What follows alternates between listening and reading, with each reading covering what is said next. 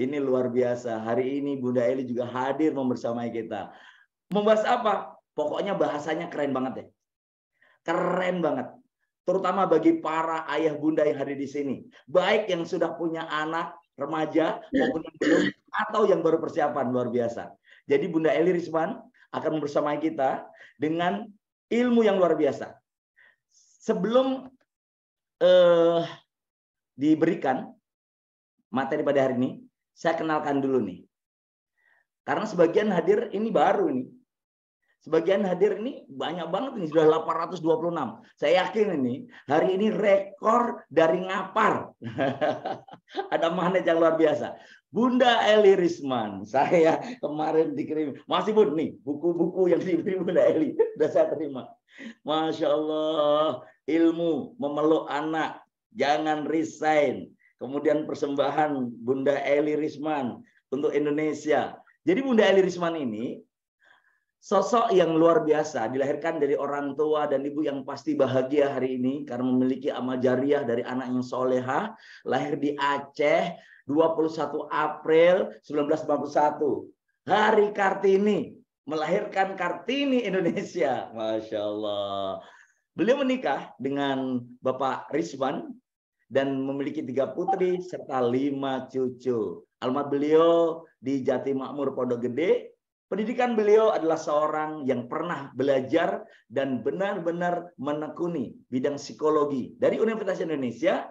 Bahkan beliau mengikuti kursus-kursus di luar negeri, di Amerika, kemudian Florida State University, dan mengikuti beberapa pelatihan parenting. Dan kalau teman-teman semua mengklik di YouTube atau di TikTok atau di sosial media Bunda Eli Risman, maka Anda akan menemukan halaman pertama, halaman kedua, halaman ketiga, halaman keempat, dan seterusnya itu isinya Bunda Eli Risman. Kenapa? Karena memang beliau adalah sosok yang menginspirasi, mampu menulis, jarang pembicara yang bisa menulis. Jarang penulis yang bisa menjadi pembicara, dan beliau adalah mampu melakukan keduanya. Hari ini beliau sebagai direktur dari yayasan kita dan Buah Hati, dan telah menurunkan ilmunya pada putra putri beliau sebagai direktur juga di pesantren Subul Salam Aceh Singgil. Nah, ini luar biasa. Jadi beliau membuat sebuah teori dan juga mempraktekannya. Hari ini beliau adalah juga sebagai seorang trainer, psikolog, narasumber tentang pengasuhan anak, dan banyak lagi. Dan saya tidak mau berlama-lama untuk bercerita tentang beliau, karena nanti waktunya habis untuk sekedar membacakan CV beliau. Kita hadirkan dengan luar biasa, dengan doa tulus, mudah-mudahan beliau diberikan karunia panjang umur, sehat, dan memberi inspirasi Indonesia dan menjadi amal jariah sampai surga. Kita hadirkan Bunda Eli Risman. Silakan Bunda. Masya Allah, tabarakallah, Pak Aris kalau muji selangit, jadi kita tenggelam dia bikin. Masya Allah. Bismillahirrahmanirrahim. Yang saya muliakan Ustadz Ahmad Hatta MA, pimpinan Kampung Maghfirah. Yang saya muliakan Ibu Sarah Amalia, manajemen Kampung Maghfirah. Yang saya muliakan juga Bapak Kasmen, Ketua Pembangunan Kampung Maghfirah. Dan saya muliakan sahabat saya Ibu Prima Sandia Dewi, Koordinator Program Pesantren Husnul Khatimah Kampung Maghfirah. Yang saya muliakan juga moderator kita yang luar biasa pagi hari ini, Ustadz Aris Ahmad Jaya, serta yang saya muliakan 878 ayah bunda yang telah berada di dalam ruangan ini. Jazakumullah khairan katsira. Assalamualaikum warahmatullahi wabarakatuh. Waalaikumsalam warahmatullahi wabarakatuh. Alhamdulillah, alhamdulillahilladzi hadana lihada wa ma kunna linahtadiya laula an hadana Allah. Allahumma salli ala Muhammad wa ala alihi wa ashabihi ajma'in. Rabbi syrah li sadri wa yassir li amri wahlul 'uqdatam min lisani yafqahu qawli. Ayo bunda sekalian, Pak Aris, saya sebetulnya tetap ingin bentuknya format tanya jawab dengan Pak Aris supaya mewakili 901 orang sekarang ini. Boleh ya Pak Aris? Boleh Bunda, boleh. Oke. Boleh. Terima kasih banyak ya Pak. Nah, jadi ayah bunda sekalian, hari ini saya diminta bicara sama Pak Aris tentang mengelola emosi generasi strawberry. Nah, jadi ayah bunda boleh tulis nggak di kolom chat? Ayah bunda tahu nggak apa yang dimaksud dengan gen strawberry? Jadi boleh tulis T, ya tahu, atau TT, tidak tahu. Oke, good. Bisa cepat sedikit, 908 orang, baik.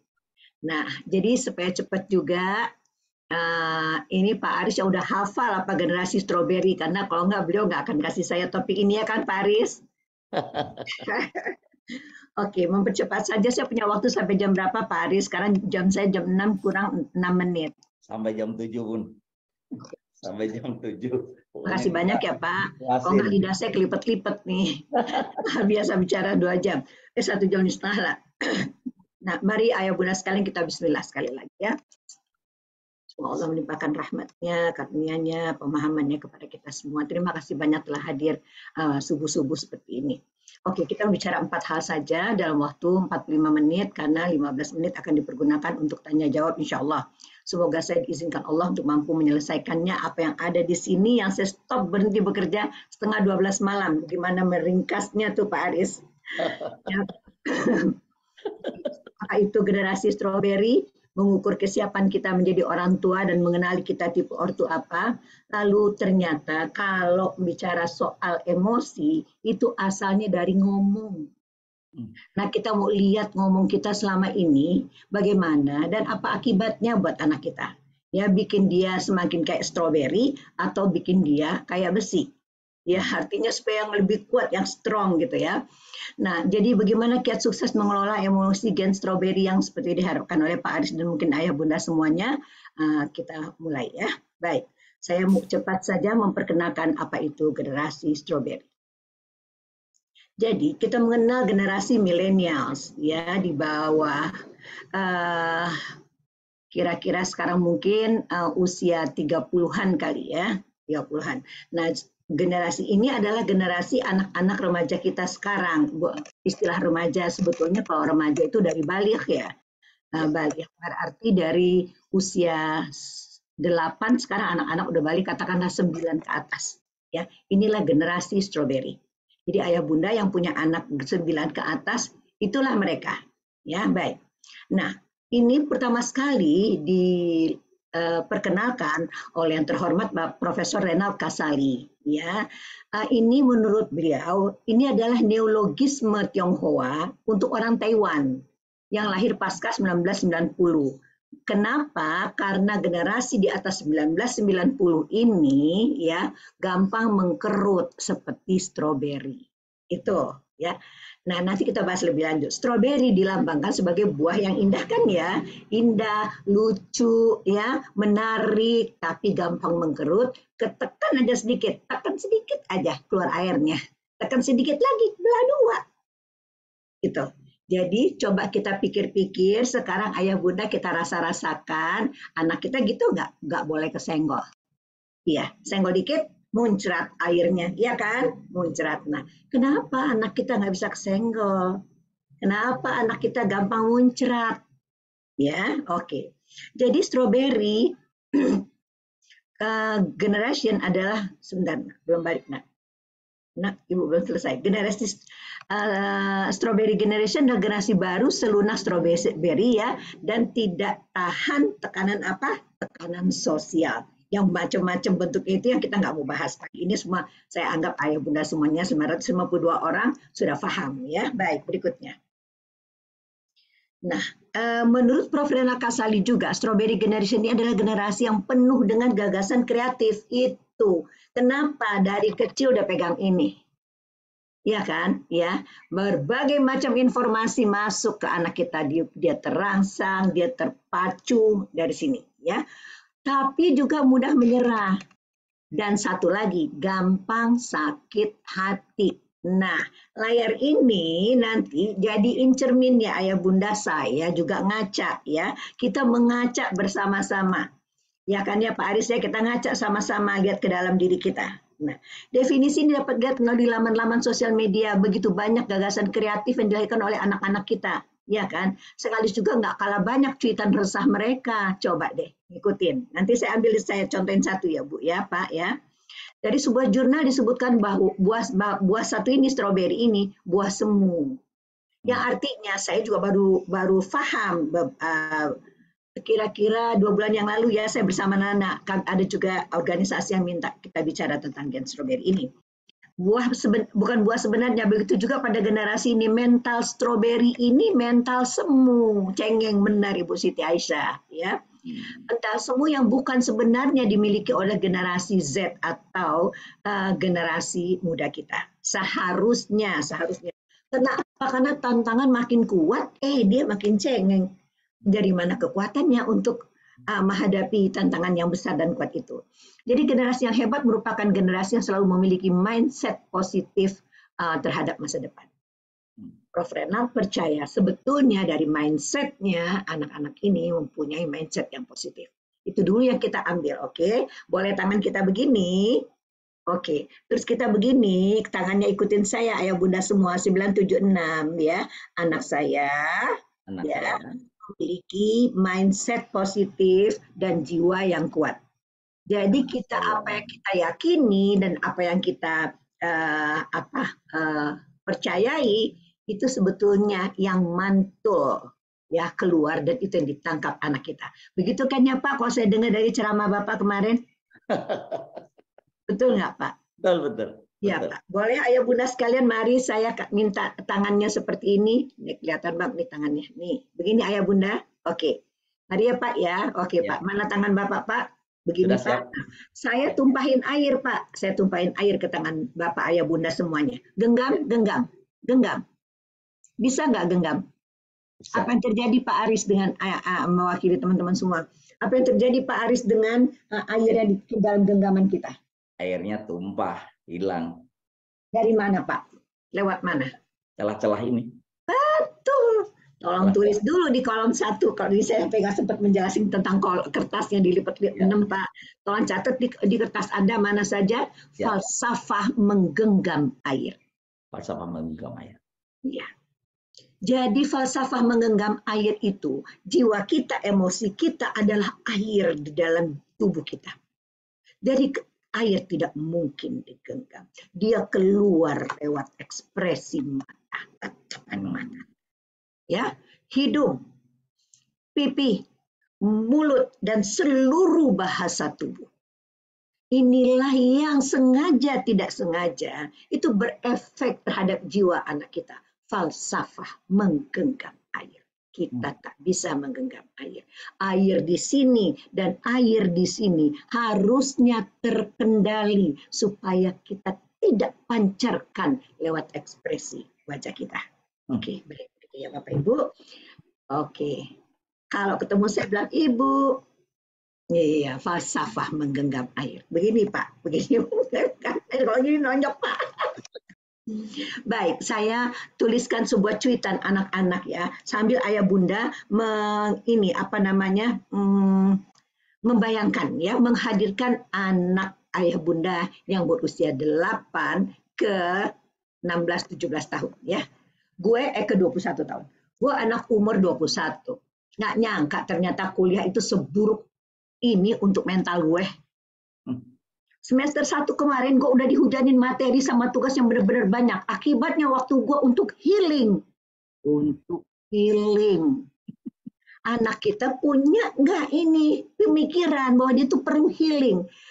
Sama self reward, menghadiahi diri gue sendiri. Jadi kurang banget. Yang tadinya gue masih bisa nonton Netflix sama chat-chatannya dengan bestie, sekarang jadi susah banget. Ya. Gue kayaknya belum siap deh. Gue kayaknya belum siap kuliah deh. Gue udah ngomong ke ortu gue kalau gue mau cuti dulu semester ini. Gue mau fokus healing selama 6 bulan dulu. Tapi ortu gue malah nggak setuju. Bahkan gue dibilang manja. Yeay, orang mau healing dibilang manja.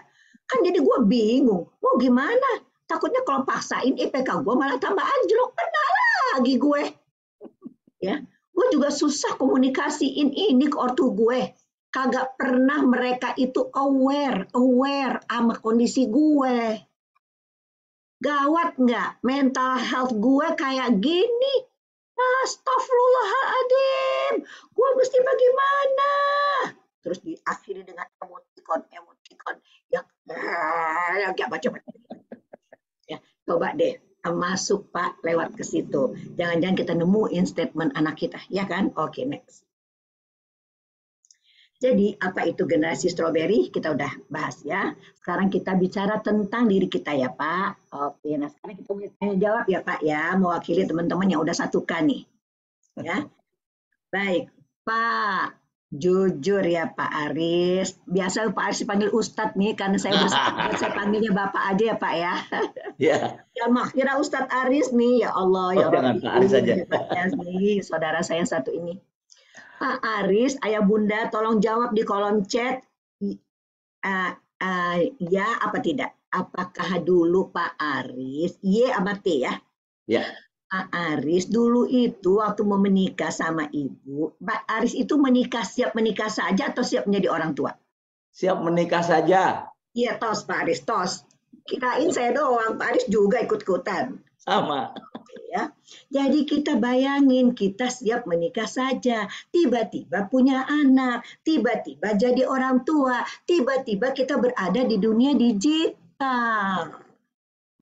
Ya kan? Baik. Jangan lupa ya, kita siap menikah saja. Bagi Anda yang menjawabnya B, sebetulnya saya maksudkan begini, tolong lihat lagi ke dalam dirinya ya. Nggak apa-apa ya Pak Arif ya. Pak Aris ya. Oke, berikutnya. Jadi, kalau Anda mengatakan Anda siap menjadi orang tua, betul-betul ya, Anda mengenali diri sendiri. Dan pengaruh pengasuhan masa lalu terhadap kemampuan Anda menjadi ortu. Betul. Yang kedua, oh jadi Anda betul-betul disiapkankah oleh ortu untuk menjadi ortu? Bukan disiapkan untuk menjadi sarjana dan kerja. Ya. Ketiga, sungguh-sungguh Anda sebelum menikah belajar parenting dan psikologi? Enggak. Ya, yang ketiga. Yang terakhir, benar-benar mengenali kesiapan pasangan untuk jadi orang tua. Nah, ini coba ya direnungkan kembali, benar nggak siap menikah atau siap menjadi orang tua? Pak, padahal saya menikah Pak, baru lulus 7 tahun belajar psikologi. Saya angkatan pertama Fakultas Psikologi UI yang diperpanjang masa kuliahnya Pak supaya mendapatkan lebih banyak. Dan juga ketidaktersediaan dosen sih sebenarnya jujurnya. Oke, baik. Sekali terima banyak. Biasanya kan 45, ini sekali terima 70 soalnya. Baik, berikutnya. Nah, berikutnya Nana. Oke.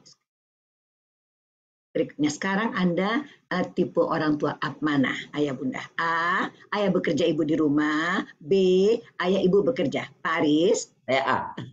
Yes, great. Nah, kalau Anda jawabnya B, ayah bunda, jadi yang mengasuh cucu saya siapa? A, kakek nenek. B, suster. C, daycare. Yang mana?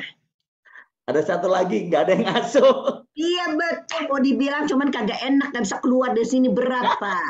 Berpindah-pindah tangan, iya kan? Nah itu udah menentukan dia akan jadi stroberi apa nggak jadi stroberi.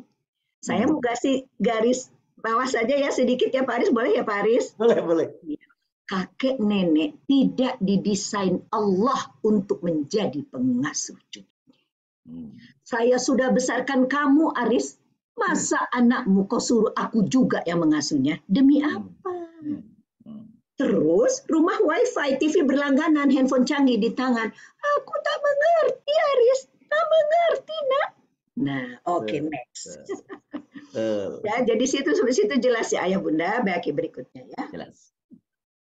Jadi anak-anak stroberi ini adalah kebesar kemungkinan anak-anak yang berayah dia ada, berayah dia tiada, beribu dia ada, beribu dia tiada. Ya, berikutnya. Jadi kita sudah ya, kita udah mengenal, kita siap apa itu generasi stroberi, kita sekarang udah bisa melihat ke dalam diri kita sendiri, kita tipe orang tua bagaimana, kita sudah punya sedikit gambaran stroberi atau bukan stroberi kah anak kita. Ya, oke. Baik, berikutnya kita langsung masuk. Menurut hemat saya dalam waktu yang pendek ini ya Pak, gitu. Ya. Topik yang Bapak minta ini,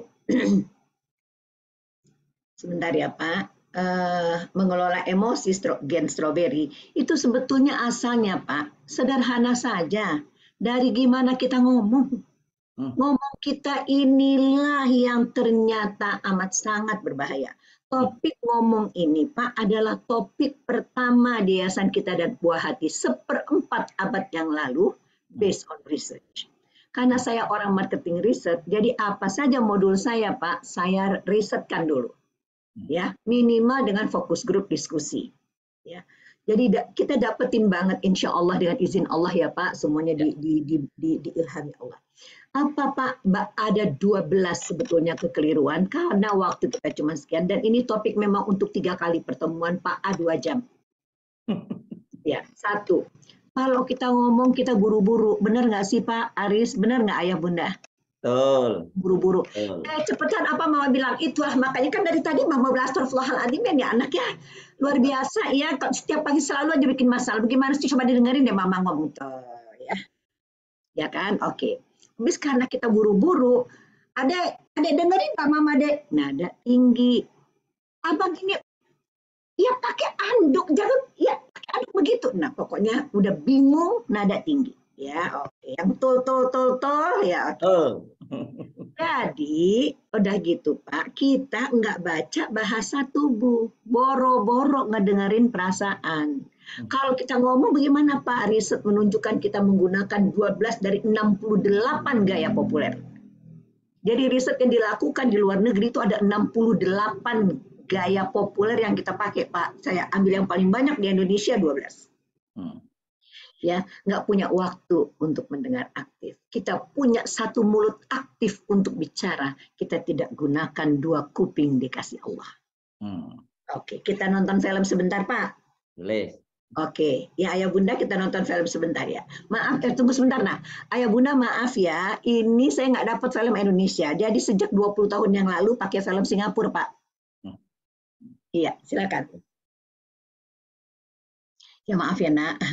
Suaranya nak, tuh banyaknya kata-kata yang keluar tuh Pak. Nak, suaranya kedengaran nak. Saya bersama Nana, Ayah Bunda, asisten saya yang setia udah 17 tahun. 大人经常以为和我们说很多话就是沟通了，其实他们都是自己讲自己爽，而我们通常都是假装在听，然后一边进啾，另一边出。我们到底有没有听进去？他们不管，只要他们有讲就算了。知道吗？ Habis maknya nenek. Duduk. 你看奶奶，她讲得多爽啊！我看我们被淹死了，他们都不知道为什么。唉。 Di situ dulu nak, stop. Ayah Bunda, begitu bukan ekspresi anak kita seandainya dia bisa jujur mengekspresikannya. Bahasa tubuh tidak pernah berdusta. Tolong catat Ayah Bunda.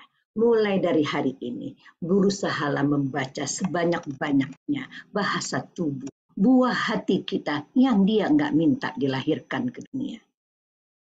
Oke, next. Ya, jadi Ayah Bunda sekalian, apa yang dilakukan anak kita? Ya, kalau bisa, coba nak, gitu nak. Ya, bisa nak.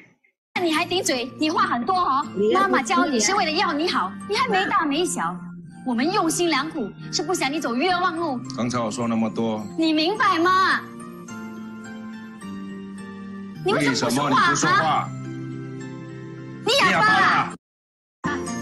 大人说了那么多话，为什么不明白多了就很难消化的道理呢？ Kalau nggak dibuang, 有时 kalian bisa 候我们真 belajar. 想把话说清 Ntar 楚。 marahnya temen-temen semuanya sampai sekolah itu pagi-pagi kenapa anak-anak udah main tendang-tendangan, tendang tempat sampah di rumah, tendang ini, teriak, marah sama pembantu sampai ke sekolah. Gimana caranya sama jiwa yang seperti itu, ya perasaan yang seperti itu, ini bisa kerja. Ini bisa menyerap, kalau nggak dia iseng tulis-tulis kertas, lempar gulungan kertas ke temennya, perhatiin, kata gurunya, dan sebagainya. Itu lain lagi. Dasar dari bullying. Dan bullying itu sangat rumit, kan dia punya 3 unsur. Siapa dari antara itu anak Anda? 1 pelaku, Pak. 2 penonton, ya. 3 korban. Yang mana anak kita? Yang berangkat dari rumah dengan emosi seperti itu. Dia, istilah sekarang, remaja. Dia mau balik, istilah kita. Testosteron bergerak 20 kali lebih cepat daripada biasa. Emosinya labil. Ya, jiwanya terkungku, pikirannya sumpek. Engkaukah itu anakku? Engkaukah buah hatiku? Handphone canggih di tangan, rumah wifi. Berayah anak itu ada, berayah dia tiada. Beribu anak itu ada, beribu dia tiada. Anak siapakah dia? Next. Oke ya, jadi sekarang kita masuk ya Pak, dengan waktu yang terbatas ini. Inilah ngomong kita bicara buru-buru tadi. Ya Pak, nada tinggi sudah. Nah sekarang jalan keluarnya dalam waktu pendek ya. Baik, silakan. Jadi gimana caranya kita supaya nggak ngomong buru-buru? Ya, apa sih yang perlu dilakukan? Coba gimana? Apa Pak yang pertama kita perlu lakukan? Silakan Ayah Bunda. Apa yang perlu pertama kita lakukan? Pak Aris dengan semua situasi tadi. Harus lebih sabar. Ya, caranya Pak? Ngomongnya jangan buru-buru. Ngomongnya jangan buru-buru. Jangan langsung ngomong, tapi mikir dulu sebelum ngomong. Iya, betul Pak. Ya, perlu persiapan nggak Pak? Perlu. Iya, apa saja kira-kira?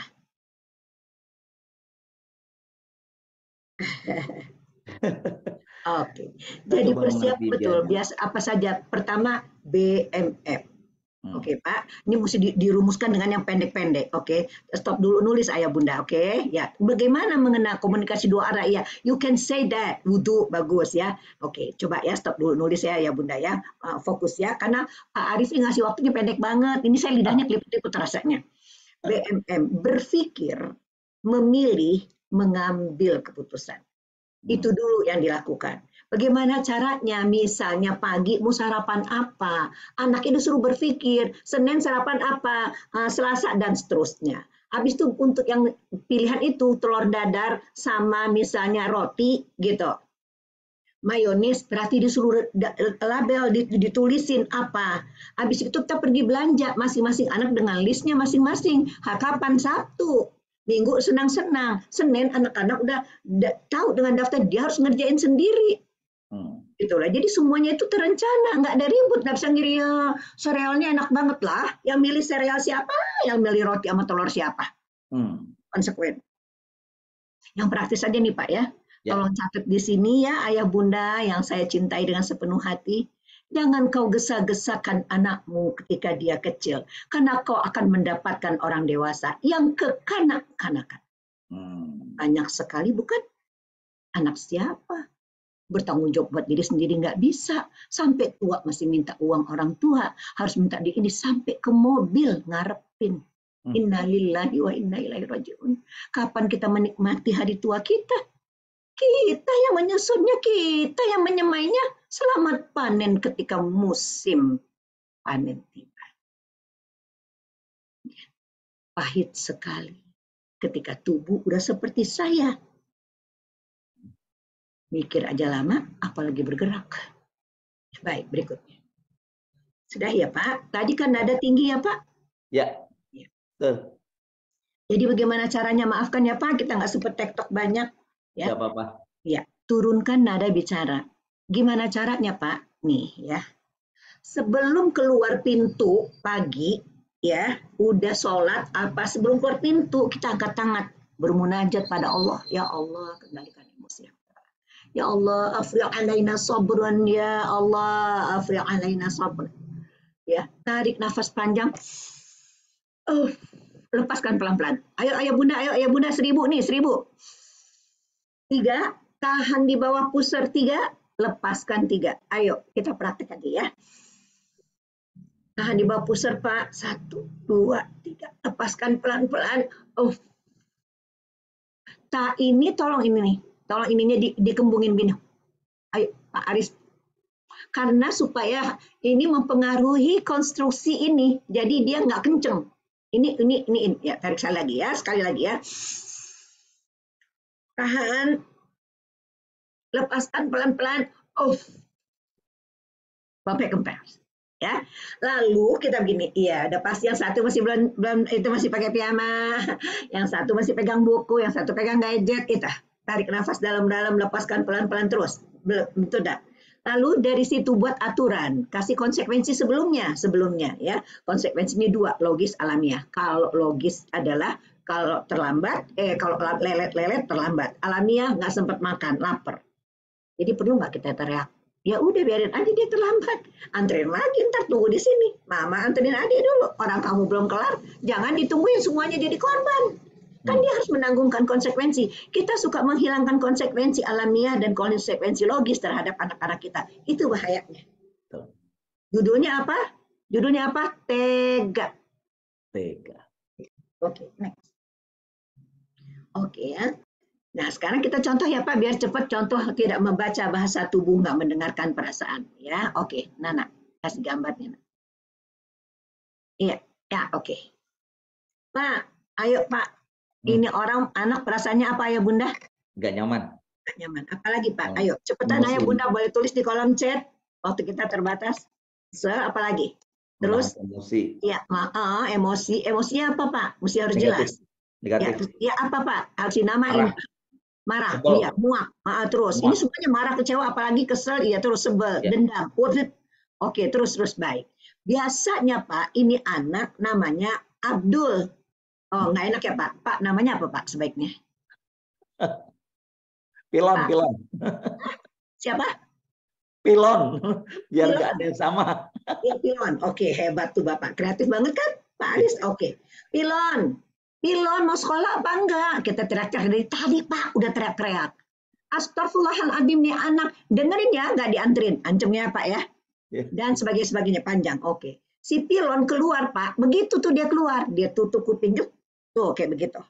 Kita bilang apa Pak? Ayo Bunda, kita bilang apa? Tulis di kolom chat. Ayo keluarin emosinya. Pilon. Terus Pak? Dengerin Mama nggak? Apa denger Mama nggak? Apu ya Allah, itu mata mendelik, alis mau ketemu, hidung nyungsap gitu ya, gitu kan ya. Syukur itu Pak kalau begitu, masih nggak sopan begitu keluar marah-marah. Emang sebabnya siapa? Dari tadi kan Mama udah bilang sama kamu, pelan-pelan dipanggilnya, ampe kenceng kamu nggak keluar-keluar. Ngapain sebenarnya? Emang Mama urusnya kamu aja toh, ya kan? Jadi inilah Pak, kita biasa sekali ayah bunda sekalian, termasuk saya, nggak baca bahasa tubuh. Kita mengabaikan ekspresi. Jadi kok begini kita bilang, ya Allah, marahnya anak Mama. Aduh, itu alis sampai mengkerut, mata mendelik, nggak kelihatan kelopak matanya. Oke. Kira-kira enakan yang mana, Pak? Yang tadi saya teriak-teriak, apa yang saya baca bahasa tubuhnya? Yang baca bahasa tubuhnya. Iya, serem kali marahnya. Orang Medan tuh. Ya. Oke, jadi anak kita pikir, tumben dia ngerti perasaan gue. Ya, jadi anak itu pasti akan melerai sedikit itu Pak, ayah bunda akan melerai sedikit, baca bahasa tubuhnya, tebak perasaannya. Udah kuncinya itu. Inilah yang kita jarang sekali lakukan. Kita nggak baca bahasa tubuh, kita nggak tebak perasaan anak kita, merasa tidak pernah dikenali, hatta oleh ayah ibunya sendiri. Ya, coba deh praktekin besok ya. Kita nggak bisa lama-lama nih, oke? Jadi kenapa? Karena tindakan sebetulnya bicara lebih nyaring daripada kata-kata. Tapi kita tidak balikin ke anak kita bahwa kita mengerti dengan membaca tubuhnya. Ya, karena bahasa tubuh tidak pernah berbohong. Dia mengekspresikan berbagai bentuk emosi. Ya, jadi yang gampang-gampang saja. Coba kita praktekkan ya. Sebut aja apa yang nampak, ya Allah, alis sampai mengkerut begitu, gitu. Tunggu. Katanya kan, kesel banget ya, marah ya Allah, hidungnya sampai mengkerut. Emang, gitu kan. Terus kesel ya, itu sama begini Pak. Tolong ayah bunda tangannya begini, Pak Aris, maaf ya saya nggak bisa lihat Bapak. Ya. Ini nih kita gitu Pak. Marah ya, kesel ya, benci ya, tuh.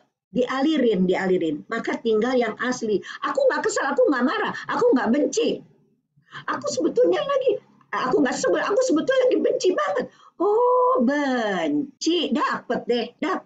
Oh, benci.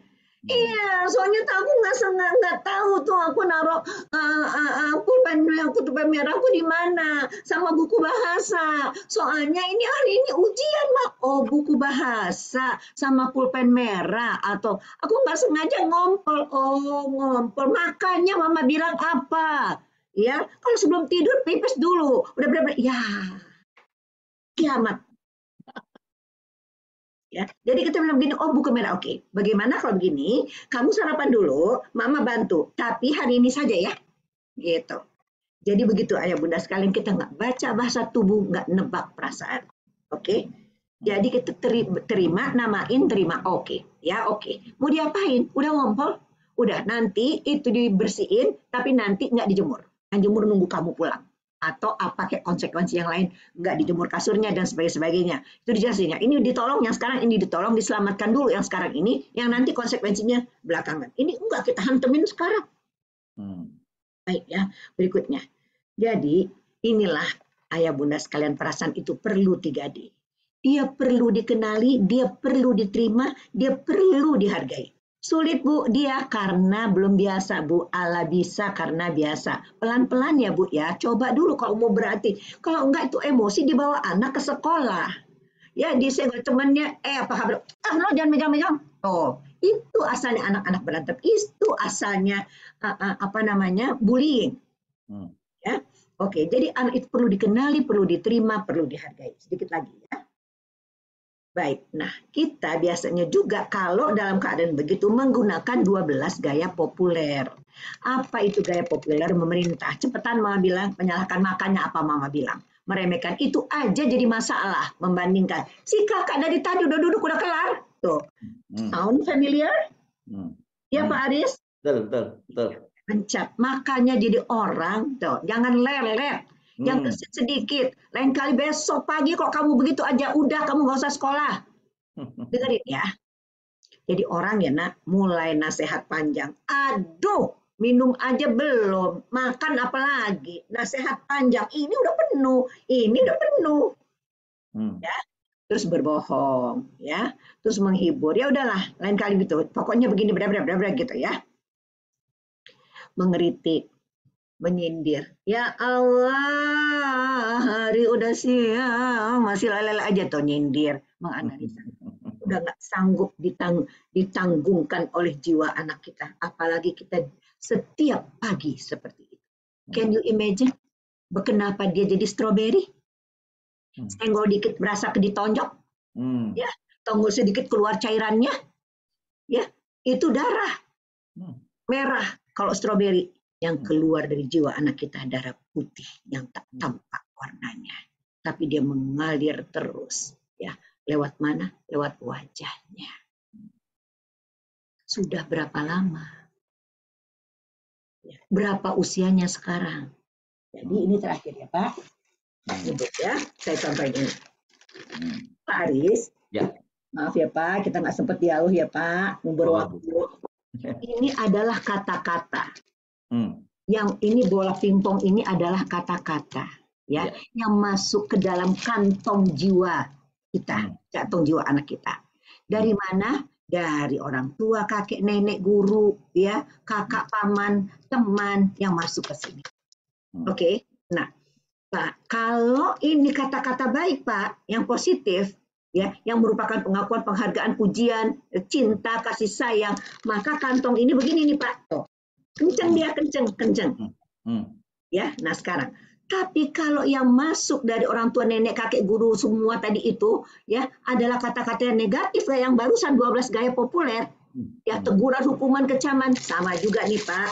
Setiap kali kita ngomongin kata yang negatif itu, ini bola pingpong saya keluarin Pak. Nah, katain lagi, saya keluarin lagi nih Pak. Keluarin lagi, soalnya ini pakai contoh lebih gampang. Ya Pak, terus Pak, saya keluarin lagi, tarik lagi, keluarin. Pak, apa kabar dengan kantong jiwa saya Pak? Kosong. Lembek. Ya. Sekarang Anda tulis di kertas Anda. Jiwa anak-anak kita, jiwa yang kencang apa jiwa yang kempot? Oh, apa yang udah kita produksi selama ini? Jangan takut dipuji, Bu Mariani. Pada waktunya lah. Kita selalu takut memuji, maka kempot jiwa anak kita, tahu? Puji pada tempatnya lah. Karena kita itu, kenapa kita begitu? Karena dulu kita dibesarkan seperti itu. Banyak benar orang tua punya jiwa kempot. Jadi orang tua dia tularkan lagi ke anaknya. Anaknya generasi stroberi. Anaknya hidup di dunia digital. Dari mana? Muncrat dari masa lalu. Paham? Bagus Bu Mariani ngomong. Kok masih nggak ingat? Masih ngomongin itu. Jadi saya mau bilang bahwa itulah yang menyebabkan ini tadi Pak, kencengnya ini tadi. Ini kita sebut konsep diri. Bagaimana konsep diri anak kita? Kenceng apa kempot? Dari situ dia merasa, dia akan menentukan bagaimana dia merasa dirinya. Berharga apa tidak berharga? Kalau jiwa kempot di depan bapak kandungnya aja dia nggak berharga. Itu kenapa dia cari pelukan lain di luar. Ya. Jangan-jangan dia nggak sempat, jangankan dipeluk, disentuh saja. Pagi-pagi enggak. Ngomongnya persis dulu neneknya ngomong. Karena kita menganggap itu yang paling bagus. Jadi inilah anak-anak yang enggak pede.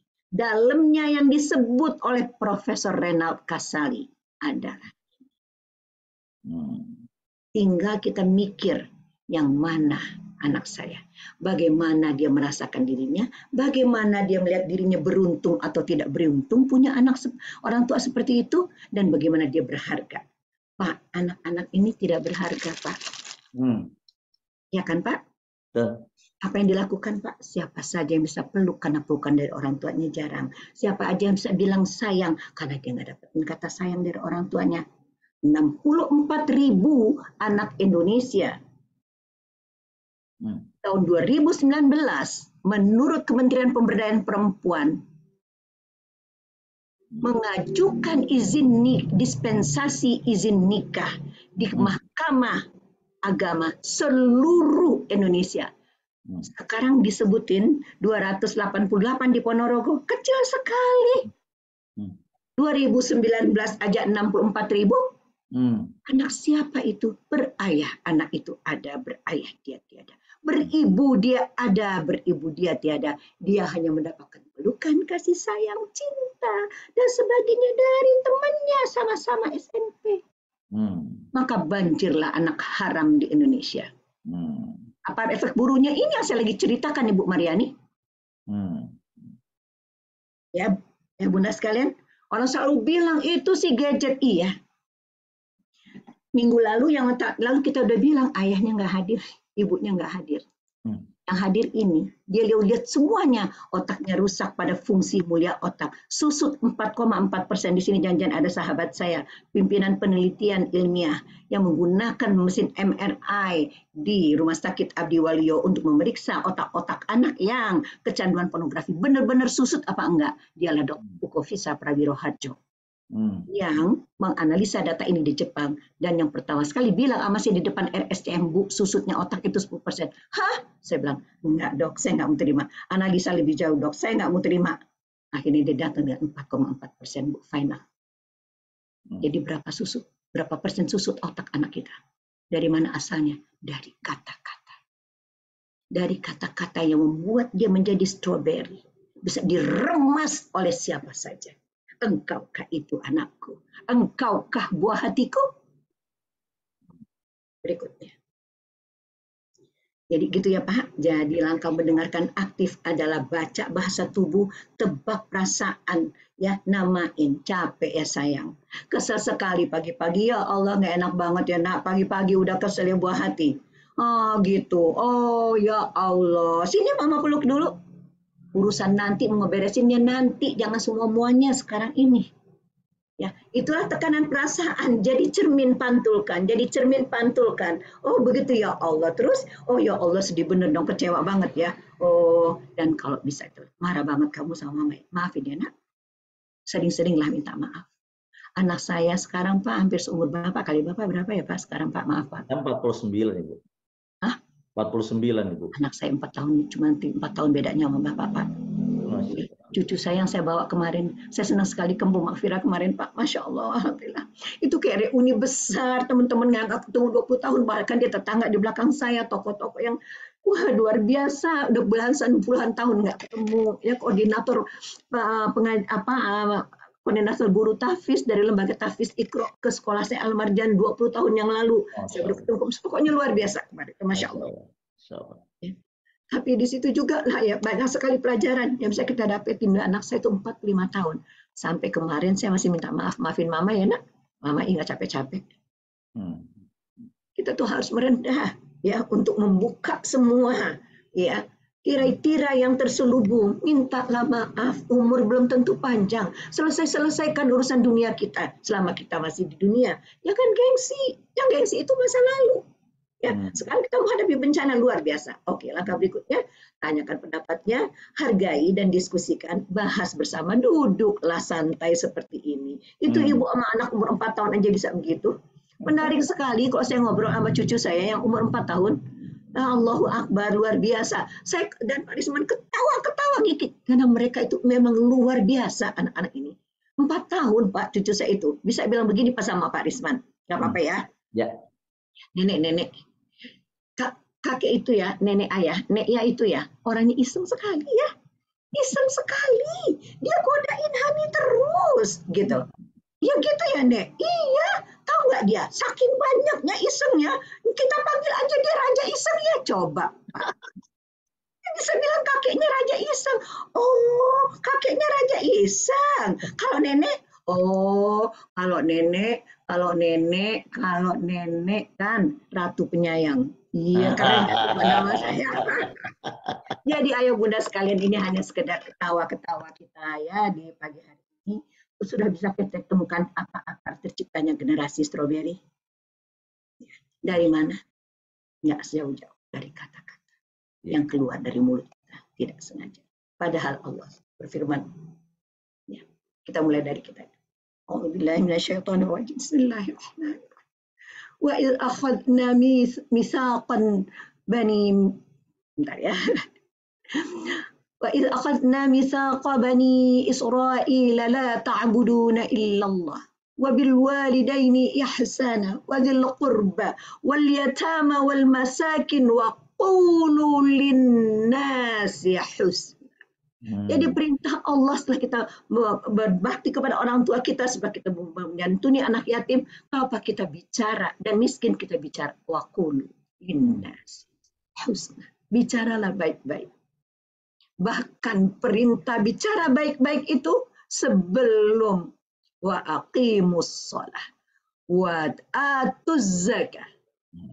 Bayangkan ayah bunda, dari 5 perintah itu waqulu linnasi husna di tengah-tengah. Tsumma tawallaitum illa qalilan minkum wa antum mu'ridun. Ketika kami mengambil janji pada Bani Israel, janganlah kamu menyembah selain Allah dan berbuat baiklah kepada kedua orang tua. Jangan menyembah selain Allah, berbuat baiklah kepada orang tua. Waqulu, anak yatim, kerabat, orang tua kerabat, anak yatim dan orang miskin, dan bertutur katalah yang baik-baik kepada manusia. Waqulu linnasi husna. Ya, barulah aqimis shalah wa yu'tuz zakah. Tsumma tawallaitum illa qalilan minkum wa antum mu'ridun. Tapi kemudian kamu berpaling dari apa yang aku perintahkan, kecuali sebagian kecil dari kamu. Ayo bunda sekalian, sebagai penutup, marilah kita menjadi sebagian kecil dari perintah Allah itu, dan pelan-pelan kita menjadi banyak ya. Lewat anak-anak kita, lewat teman-teman kita tular-tularkan waqulu linnasi husna. Itulah satu cara supaya tidak jauh dari perintah Allah, agar kita tidak melahirkan generasi-generasi stroberi. Kita mulai dari membenahi diri kita dan cara kita ngomong dengan anak-anak kita, buat mereka penting dan berharga. Bismillahirrahmanirrahim. Assalamualaikum warahmatullahi wabarakatuh. Waalaikumsalam warahmatullahi wabarakatuh. Jazakillah khair Bunda Eli, Masya Allah. Ternyata generasi stroberi itu yang menjadikan kempot itu adalah orang tua. ini keren banget ya. Punya ibu tidak ada. Itu sudah menjadi yatim piatu ketika orang tuanya masih ada.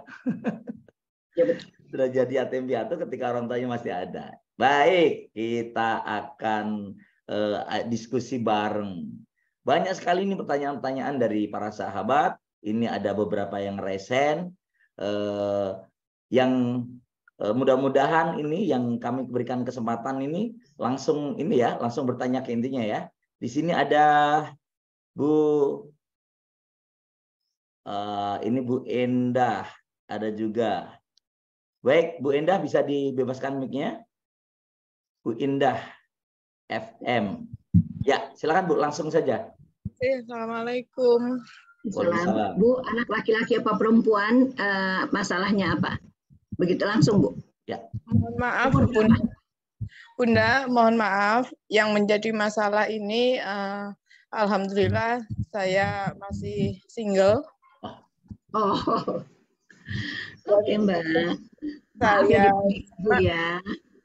ya, saya simak dari penjelasan Bunda tadi, kondisi itu semuanya terjadi pada saya.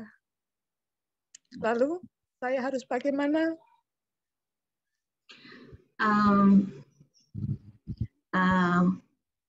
Semacam korban ini. Bismillahirrahmanirrahim. Fabima rahmatin minallahi linta lahum walau kunta faddan ghalida qalb lam faddu min hawlik. Fa'fu anhum wastaghfir lahum wasawirhum fil amri. Fa idza azamta fatawakkal 'ala Allah innallaha yuhibbul mutawakkilin. Jadi semua terjadi pada kita itu tidak sengaja. Tapi itu terjadi, tapi ada rahmat Allah, fabima rahmatin minallahi, ya. Jadi oleh sebab itu, supaya gampangnya aja Bapak Ibu, Allah memerintahkan kita fa'fu anhum, maafkanlah mereka. Wastaghfir lahum, minta ampunkanlah mereka kepada Allah. Dan setelah itu lapang jiwamu, datanglah wasawirhum fil amri. Bermusyawarahlah dengan mereka. Jadi apa yang perlu kita lakukan? Merdekakan diri sendiri dulu. Dari semua itu buang. Ya, diambil semua kenangan-kenangan masa lalu itu, habis sholat umpamakan begini nih Bu, ayah bunda semua buang, tarik. Buang. Ikuti perintah Allah dari surat Ali Imran 159 itu tadi. Buang semuanya di mana? Sesek di sini, buang, cabut. Astagfirullahaladzim. Dulu. Nah, kalaulah boleh saya mewakili orang tua Anda semuanya. Ya, yang bertanya hal yang sama. Enak. Entah mengapalah dulu ketika mama hamil kamu, nak. Hidup kami itu lagi susah benar. Ya. Macam-macam terjadi. Jadi keras kami, nak. Hidup keras, nggak bisa terkendalikan. Maafkan mama ya, nak, dan maafkan ayah. Sekarang kau sudah besar, alhamdulillah. Tolong lepaskan, nak, maafkan kami. Jadi siapa yang pertama sekali harus kita maafkan, Mbak? Siapa, Mbak? Oh, sepertinya sudah diem. Kita maafkan diri kita. Kita maafkan kedua orang tua kita. Jadi, gampang enggak? Harus ada keteguhan, harus ada azam, harus ada niat yang kuat. Faiza azamta, kata Allah, fatawakkal 'ala Allah. Innallaha yuhibbul mutawakkil. Harus berkuat bertawakal sih Allah, ibuku tidak sengaja, ya Allah, orang tuaku tidak belajar parenting, ya Allah waktu itu susah, bla bla bla bla bla. Ampunkanlah beliau ya Allah, dan kau ampunkanlah hamba ya Allah. Karena kalau orang di terapi tidak melibatkan Allah, panjang sekali ceritanya. Kalau mau jalan pintas itu libatkan Allah, karena perintah Allah begitu, dan kata Allah faiza azamta fatawakkal. Ya, harus yakin bahwa kita akan merdeka, buang semuanya, karena kalau enggak muka Mbak jadi berat, jodoh juga jadi jauh, orang ngelihatnya kagak enak, itulah.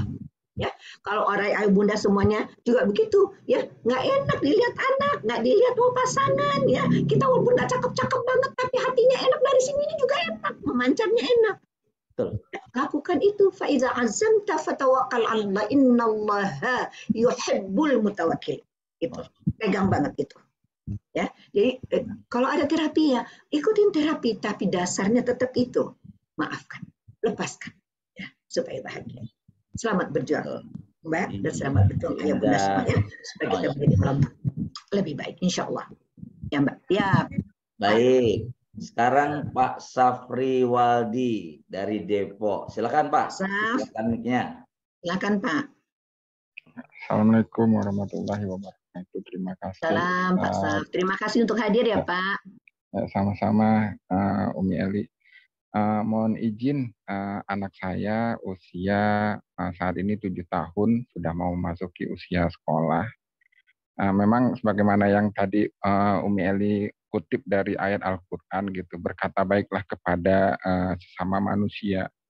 Cuma memang ya saya berusaha kepada anak ya untuk berusaha berkata baik kepada teman-temannya dan juga berkata jujur. Tapi ketika di lingkungan ini agak susah Umi, ketika dia bergaul dengan teman-temannya. Betul, Pak. Saat ini banyak kata-kata kotor, kebun binatang, sangat berbeda dengan masa saya dulu Umi. Betul. Ya, untuk memilihkan lingkungan yang baik untuk anak ini kira-kira ada kiat yang bisa dilakukan nggak di zaman sekarang Umi Eli? Terima kasih. Jazakallah khairan. Banyak ya Pak. Kenapa Pak anak-anak berkata seperti itu? Dari rumah yang seperti itu, kalau emosi udah tinggi, kata-kata kasar keluar Pak. Jadi anak itu cuma meniru. Satu. Di lingkungan dia juga banyak banget orang stres. Kecanduan gadget dan terpengaruh oleh gadget. Jadi kata-kata itu luar biasa berseliweran. Anak kita Pak bening benar, dia nangkep, dia serap, dia gunakan. Jadi bagaimana harus kita lakukan kalau dia misalnya kata, sialan, biasa gitu maaf ya Pak. Terus kita tunggu waktu yang tenang, panggil anak kita itu, tadi ngomong apa? Yang tadi pagi, yang ayah dengar, ayah kaget benar. Ngomongnya pendek-pendek, kalimat bertanya tidak boleh lebih dari 15 kata satu kalimat. Tadi pagi ngomong apa? Berhenti. Tahu nggak ayah kaget banget? Ya, kenapa? Nih ya saya tanya.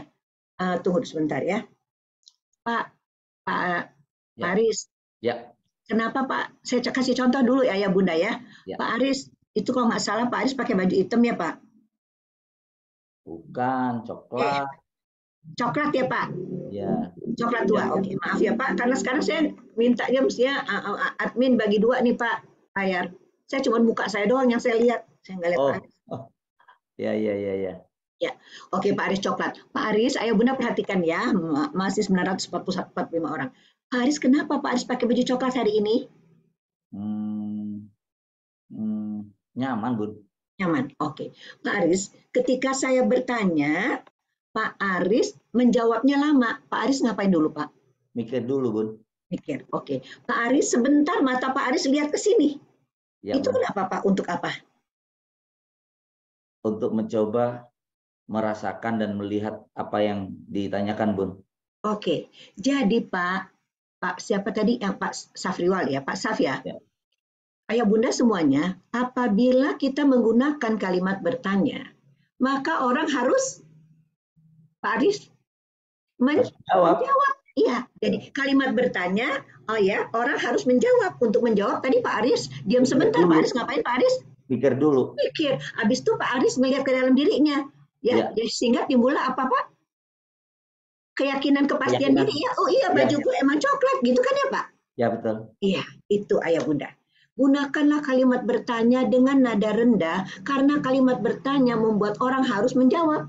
Untuk menjawab dia harus berpikir. Setelah dia berpikir, dia harus melihat dalam dirinya sehingga timbullah kesadaran diri. Untuk tahu bahwa kata-kata buruk itu tidak baik, kita bertanya, tapi menurut kamu itu benar nggak ya? Baik nggak nak ya?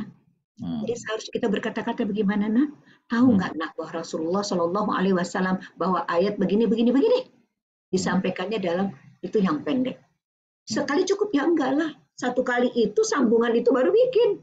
Setiap kali sambungan otak kita bersambung, dia mengeluarkan mielin, cairannya untuk menguatkan sambungan itu.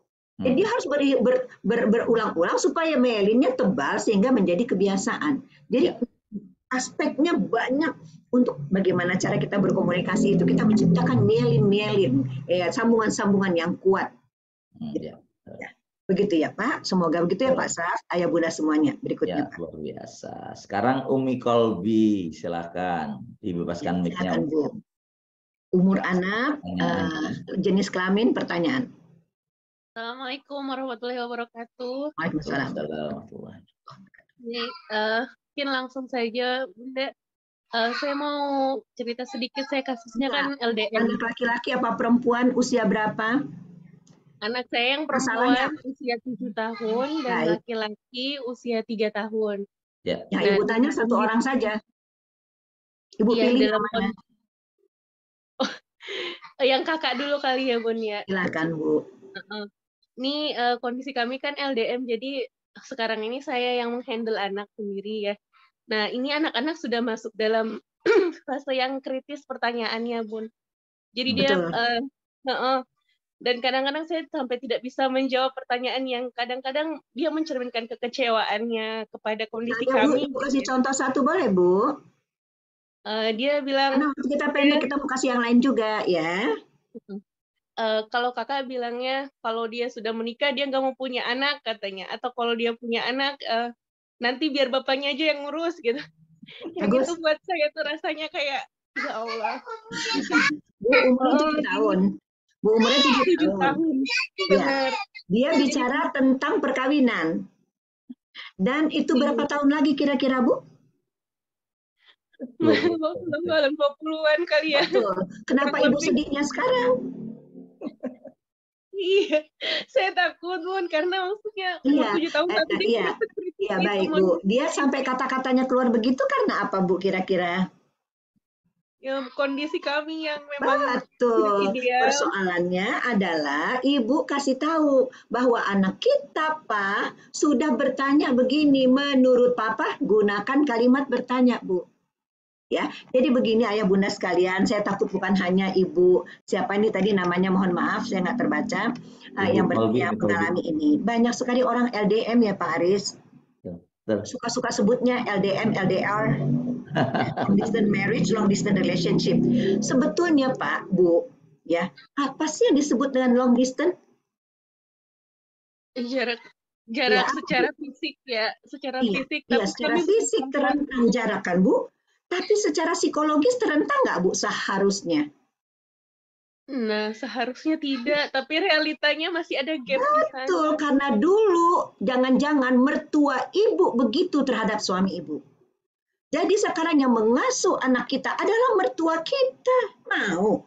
Kenapa mau? Betulin dong. Nih. Ya, pagi, siang, sore Bapak nelpon orang. Pagi, siang, sore, malam, sampai tengah malam. Karena istri nggak ada, anak nggak ada. Bapak membaca segala macam. Kenapa ini nggak digunakan untuk nanya anak, perasaan anaknya hari ini? 3 kali sehari kayak minum obat. Pagi ditanya, siang ditanya, sore ditanya. Kenapa yang lain bisa? Itu Bu.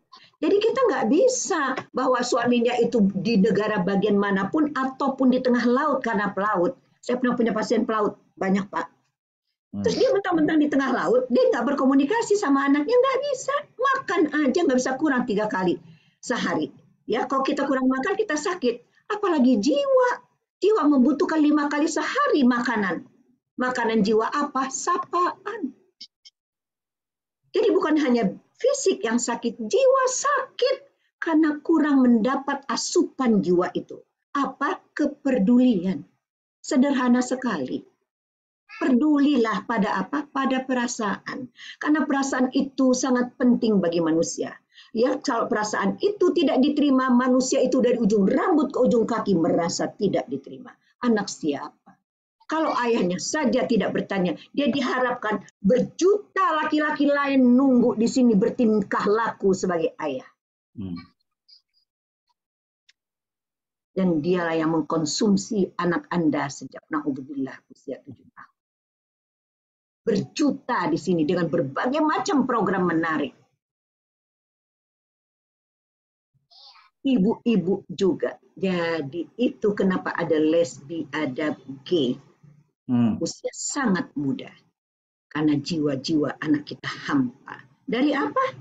Kasih cinta dan perhatian. Bilang sama Bapak, Bu, kirim salam saya, Eli Risman, neneknya anak-anak. Tolong cicil hutang jiwa beliau terhadap anak-anaknya. Entah ada kita besok, entah tidak. Karena umur bukan kita yang punya. Saya bicara sama Ibu, saya bicara dengan 931 lainnya.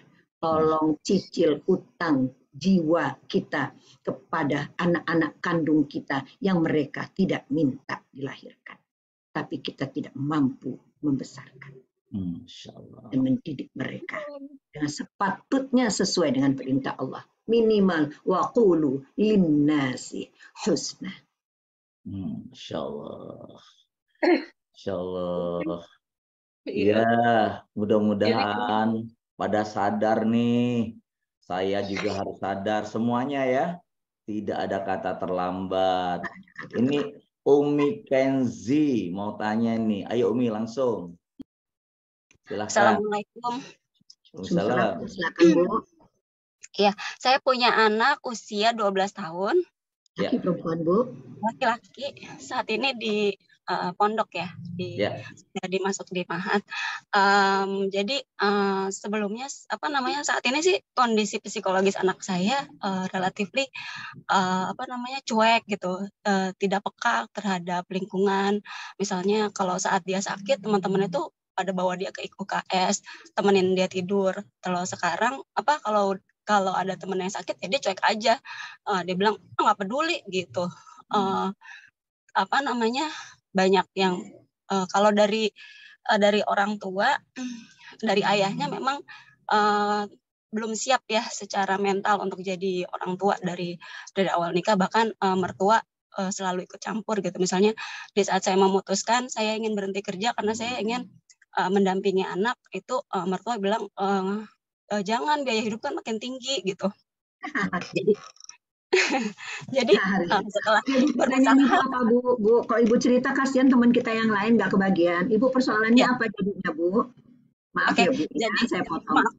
Maaf saya. Jadi gitu menimbulkan dari mungkin salah pengasuhan dari kecil, terus sekarang itu si anak itu kurang peduli sama lingkungan, cuek seperti itu. Gimana membalikan atau meluruskan kembali sang anak? Ibu tuh ya semua perempuan katanya sih lebih pintar daripada laki-laki, Pak Aris. Ibu pintar sekali. Ibu kan udah menyimpulkan kenapa anak ibu begitu, ya kan? Orang lain peduli sama anak ibu, Bu. Ya kan? Waktu dia sakit dibawa kemana. Tapi sebetulnya yang diperlukan oleh anak ibu itu kepedulian dari siapa, Bu? Orang tua. Betul. Suruh ayahnya minta, kasih tahu, maaf Bu ya. Begging, apa tuh Pak? Ngemis lah Bu. Sama Bapak Bu ya. Supaya Bapak menyicil hutang jiwa anaknya. Ya kalau umur Bapak panjang, kalau enggak, anaknya. Semua orang sepesantren Bu, bantuin dia. Tapi nggak menggantikan perhatian yang diperlukan dari bapaknya. Jangan salah Bu. Nih jiwanya. Nih, suruh Bapak penuhin lagi. Cicil utang Pak. Ibu ngutang di bank rajin banget Ibu, setiap minggu, setiap bulan Ibu cicil. Utang jiwa anak gimana caranya? Jadi cicil hutang jiwa anak kita. Karena itu hisapnya lebih dulu daripada yang lain-lain. Hutang jiwa Bu, cicil. Itu kenapa anak-anak kita sendiri begini nih Pak Aris, ya? Orang tuanya banyak sekali berhutang dan mereka tidak pernah cicil. Saya kasih tips sedikit boleh nggak Pak Aris? Boleh Bunda, boleh. Bunda-bunda semuanya saya lihat di mana-mana Pak program parenting. Ini 900 atau 1000 tadi tuh saya yakin tuh 700 800 tuh ibu-ibu semua. Ya. Ini ya Bu ya. Soalnya kita belum tentu ketemu lagi. Ya. Saya berapa hari lagi 72 tahun. Masya Allah.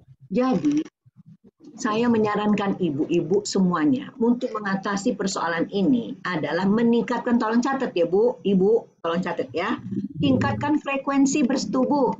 Ada nggak yang ngomongin begitu? Cuman saya kan nenek-nenek ya, nggak apa-apa kan? Ya. Nggak apa-apa Bu. Bismillah, ya. Tingkatkan frekuensi bersetubuh. Catat, kalau ngomong ya, isunya harus kritis. Nak, boleh nggak tampilin slide-nya sebentar, Nak, Ibu nyusahin anak ya. Isunya kritis. Kalimat tidak boleh lebih dari 15 kata. Nih, tuh. Terima kasih sayang ya. Hebat banget gak sih Pak? Nanak Pak, Masya Allah ya. Langsung ada aja tuh. Tingkatkan frekuensi hubungan suami istri, isu harus kritis, kalimat tidak boleh panjang, dan pakai kalimat bertanya. Saya contohin ya Pak. Ya. Oke. Ini minta maaf dan minta ampun kepada Allah. Saya mengumpamakan umpama aja Bapak ya Pak ya. Tunggu. Jadi kenapa kita perlu meningkatkan frekuensi hubungan suami istri? Karena pada saat kita melakukan hubungan itu, Allah mengeluarkan di otak kita banyak sekali cairan otak yang positif. Saya sebut 4 aja ya, yaitu dopamin, norepinefrin, oksitoksin, serotonin. Dopamin bikin kita naksir, gitu. Terus naik hasratnya naik, terus kemudian kita klimaks, terus kemudian kita bahagia, tapi kecanduan. Saya mau bilang ini yang penting sekali. Tempat cairan otak yang keluar pada saat kita melakukan hubungan suami istri, keluar di otak anak kita yang nonton pornografi. Persis. Kenapa otak itu rusak? Karena dia mengeluarkan cairan yang belum pada waktunya, yaitu hanya dilakukan pada orang yang melakukan hubungan suami istri. Norepinefrin membekukan kenangan-kenangan yang indah. Saya nggak ngomong buat ibu ini, tapi kepada 895 lainnya. Oksitoksin, begini semuanya. Pak Aris, begini Pak. Nah, lengket. Kita lengket dengan pasangan kita. Serotonin, begini semuanya. Ya, serotonin itu rileks. Jadi, setelah bersetubuh, orang lengket, dekat. Allah kasih itu. Tapi begitu juga lah anak kita kalau menonton pornografi. Dia mengalami ini semua. Kenapa dia kecanduan. Serotonin bikin rileks. Bisa dong kita ngomong. Balik lagi nak kayak yang tadi. Sudah ya, udah kondisinya begini, maka kita ngomong isunya harus kritis. Tidak boleh lebih dari 15 kata dan kalimat bertanya. Pak, karena nggak ada waktu, saya contohin aja ya Pak, nggak nanya lagi. Ya Pak Aris? Ya. Oke. Jadi tadi anak ibu itu kenapa tadi? Kurang empati. Iya. Oke, jadi kita bilang gini. Pak, bagaimana kalau anak kita suka sejenis? Kritis nggak Pak? Kritis. Ibu yang tadi bertanya, ya, kritis nggak? Kritis nggak? Pertanyaan saya, kritis nggak Pak? Kritis. Ya, jadi saya udah isunya kritis, tidak lebih panjang kan dari 15 kata dan kalimat bertanya. Pak, selaku Bapak mewakili dunia Bapak-bapak, Pak Aris jawabnya apa Pak? Pak, bagaimana kalau anak kita, anak ini bisa si Andi, siapa-siapa namanya, suka sejenis? Ngeri. Terus apalagi? Ayo ibu-ibu tolong jawab, bapak-bapak jawab apa coba? Bapak-bapak jawab apa tolong, boleh nggak? Takut, khawatir, bingung. Naudzubillah, ya. Coba terus, serem, terus. Hah? Nah, ngeri. Ya masa sih? Ya miris, astagfirullah. Kenapa Bun? Iya. Lihat nggak Pak? Itu yang ditulis sama ibu-ibu. Ya. Bapak-bapak tuh ngomongnya kayak bapak, satu kata kok nggak 2 kata. Ya, betul. Kenapa? Karena persediaannya cuma 6.000, 7.000. Bapak 3 kali training. Satu trainingnya 1,5 jam. Habis. Pulang tinggal 50. Ya kan? Ya, biar ibu dengar nih. Kalau ibu dengar nggak nih? Sampai situ jelas, Bu. Maka jangan putus harapan. Emang begitu Allah desain Pak Aris dan suami ibu dan semua suami-suami kita dan anak laki-laki kita.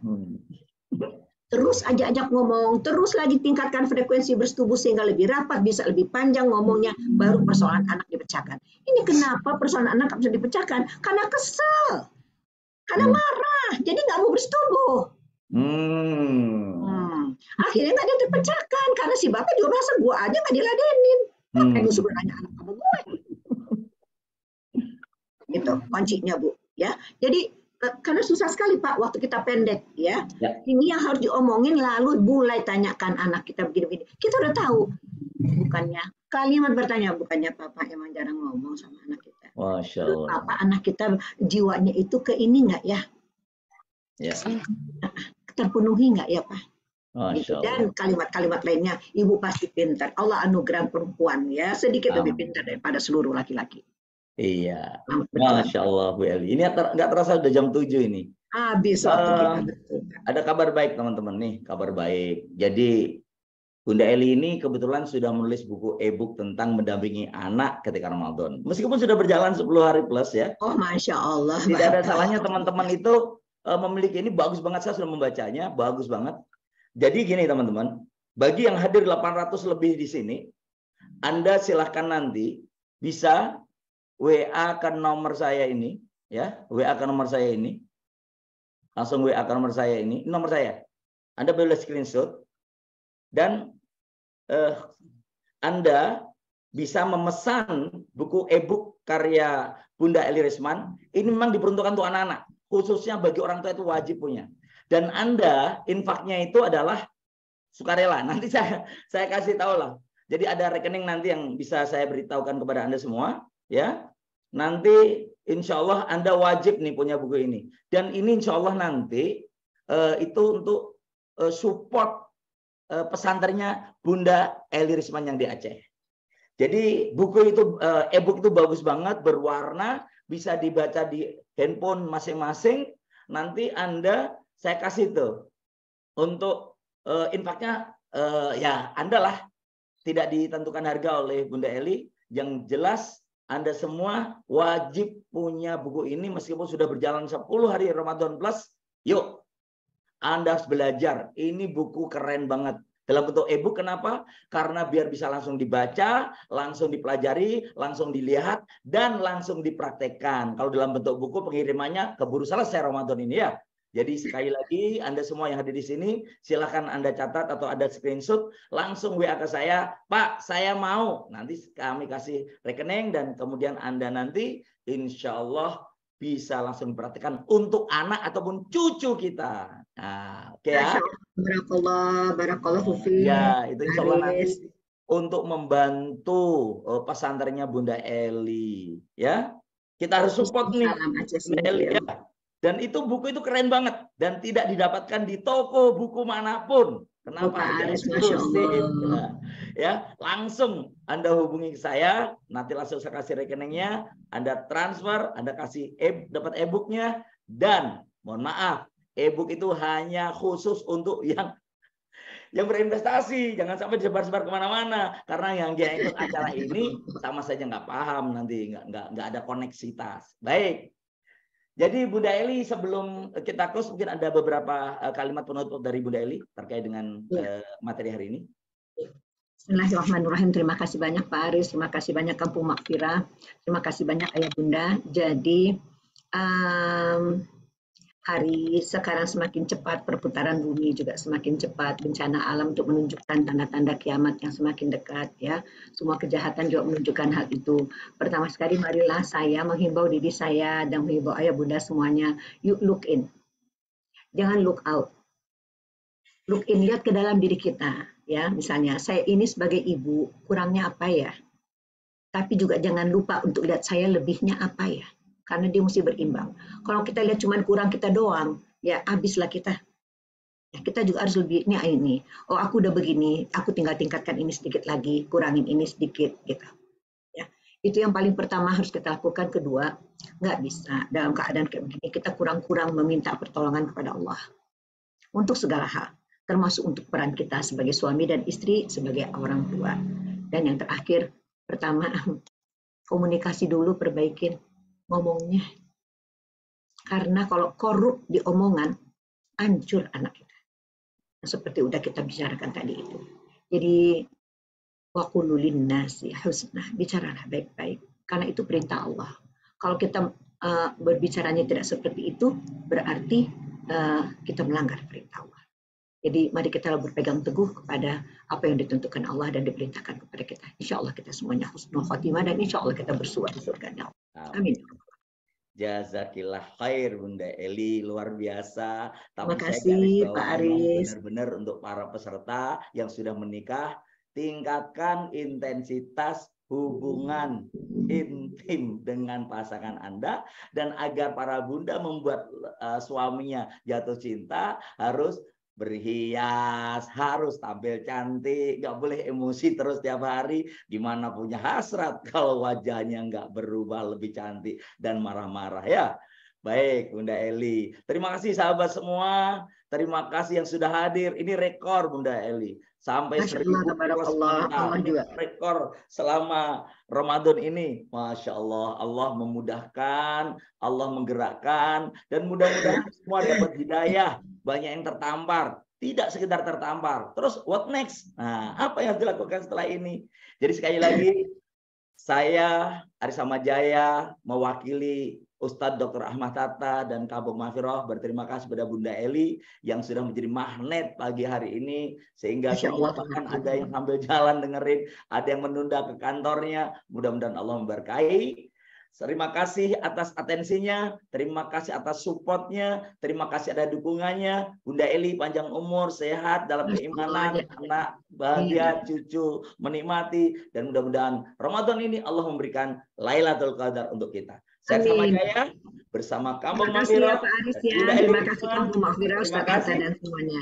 Terima kasih. Assalamualaikum warahmatullahi wabarakatuh. Waalaikumsalam warahmatullahi wabarakatuh. Sampai ketemu Bunda Eli. Nanti sampai saya ketemu tanggal 12 insya Allah. Terima kasih. Silahkan kalau ada yang sudah harus ada aktivitas berikutnya. Terima kasih atas admin dan juga asisten Bu Eli yang nggak nampak tadi, keren banget. Salam. Mudah-mudahan mendapatkan keberkahan. Baik, sampai ketemu besok pagi pada acara ngapar berikutnya. Assalamualaikum warahmatullahi wabarakatuh. Pamit ya Pak. Silakan Bunda. Sukses.